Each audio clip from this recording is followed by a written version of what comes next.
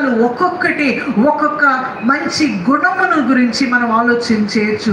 దేవుని యొక్క అభిషేకములో మనం నడవాలని ఆశపడుతున్నట్లయితే నిజానికి మనందరికీ పరిశుద్ధాత్ముడు, రక్షింపబడిన వారికి దేవుడు పరిశుద్ధాత్మని ఇస్తున్నాడు. అయితే పరిశుద్ధాత్మని పొందుకున్న వారము ఆయన అగ్ని చేత కూడా మనం బాప్తిసం పొందే వారంగా మనం ఉండాలి. ఆమేన్, హల్లెలూయా. ఆయనలో బలమైన వారముగా మనం ఉండాలి. ఆయన అభిషేకమును క్యారీ చేస్తున్న వారంగా మనం ఉన్నప్పుడు మనం ఎక్కడికి వెళ్ళినా సరే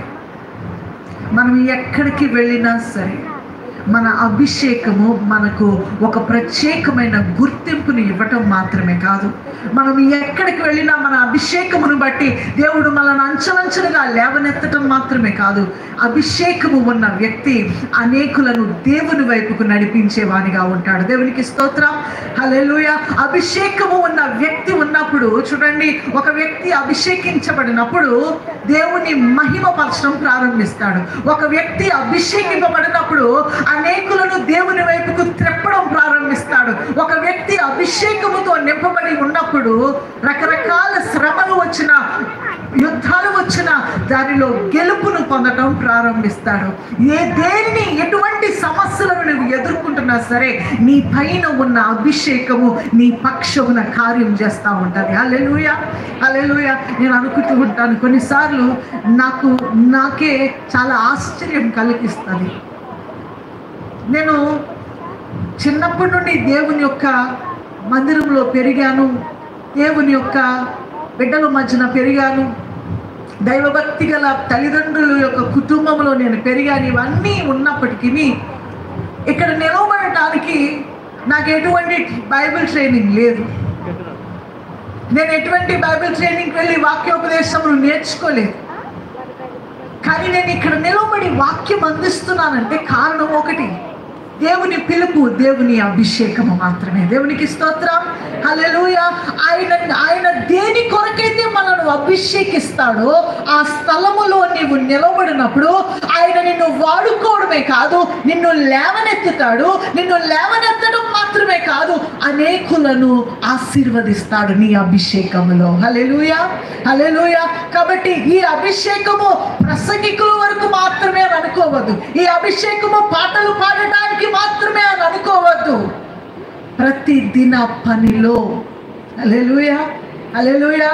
యెహూను రాజుగా దేవుడు అభిషేకించినప్పుడు యెహూను గురించి ఆలోచన చేసినట్లయితే అనేకమైన యుద్ధాలలో జయమును పొందుకోవడానికే కాదండి దేవుని అభిషేకము, ఆయనతో నడవటానికి కూడా ఆయన అభిషేకము కావాలి. ఆయన అనే మనుషుల మధ్యలో నడుస్తూ ఉండగా దేవుని యొక్క అభిషేకము it will set you apart from the others. ఇతరుల నుండి ఒక ప్రత్యేకమైన స్థాయిలో దేవుడు నిన్ను వాడుకోవడం ప్రారంభిస్తాడు.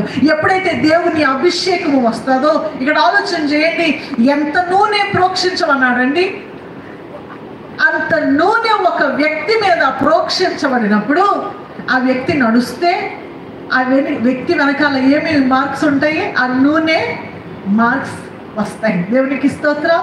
ఈ అన్ని సుగంధ ద్రవ్యాలు ఉన్నాయి కదా ఈ యొక్క తైలములో, గోపురసమని, సినమన్ అని, ఇవన్నీ తిరగడమే కష్టం. దేవునికి స్తోత్రం, హల్లెలూయా.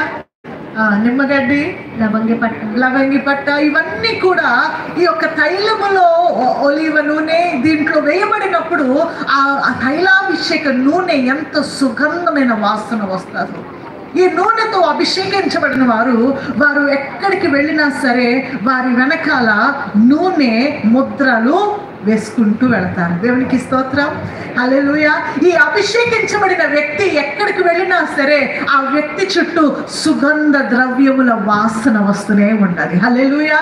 అలాగనే అభిషేకించబడిన వ్యక్తి ఎక్కడికి వెళ్ళినా సరే, ఆమె గుడిసెలోకి వెళితే గుడిసెలోనికి, రాజమందిరములోనికి వెళితే రాజమందిరములోనికి, పట్టణములోనికి వెళితే పట్టణములోనికి, పల్లెలోనికి వెళితే పల్లెలోనికి, నీవు ఎక్కడికి వెళ్ళినా సరే ఆ అభిషేకము నిన్ను నడిపిస్తూనే ఉంటుంది. దేవునికి స్తోత్రం, హల్లెలూయా. ఇతరులకు సువాసనను వెదజల్లేదిగా ఉంటుంది. ఇతరులు నీ వెనకాల నడిచి అభిషేకింపబడిన వ్యక్తి వెళ్ళినట్లుగా నీ యొక్క జీవితము ఉంటుంది. దేవునికి స్తోత్రం, హల్లెలూయా. 1 యోహాను పత్రిక 22వ అధ్యాయం 20వ వచనంలో చూసినట్లయితే అభిషేకింపబడిన వారిని పరిశుద్ధాత్ముడు సమస్తమును